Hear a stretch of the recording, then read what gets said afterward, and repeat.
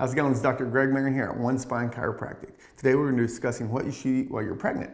As you hear, they always say you should eat for two. That might not be the case, because what we want to do is make sure we're eating properly to help you and your baby develop and grow properly. We don't want you to overeat and overconsume and cave into those cravings, because that might lead to unwanted weight, excessive weight that's hard to get off later, but more importantly, as the pregnancy is going, it might be a harder delivery and a tougher pregnancy for you. A lot of times we notice patients that tend to do that have gestational diabetes or maybe preeclampsia, a lot of stuff that we want to avoid by eating the proper nutritions. So in reality, what we should do is eat an extra 300 calories, which should provide plenty of energy for you and your growing baby. 300 calories, 20 to 35 grams of that should be extra protein. Protein is very essential because, as we know, protein helps build muscle. So what we want to do is make sure we're building muscle to help your back and your pelvis stabilize as we're going throughout that pregnancy and we're growing. But also this helps the baby as well.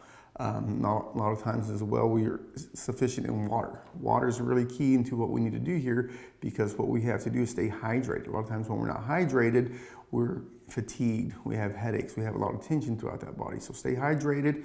And the rule of thumb is we should be drinking half your body weight in ounces of water. So as we're growing, that means that water intake needs to go up as well. Another thing that we notice here is, we need a diet, in good, healthy greens and vegetables, but more importantly, we want to eat some fatty foods. So avocados, seeds, nuts, fish oils, things like that, because those foods are really essential for the brain development and neural growth. So make sure that's the key in your diet as well.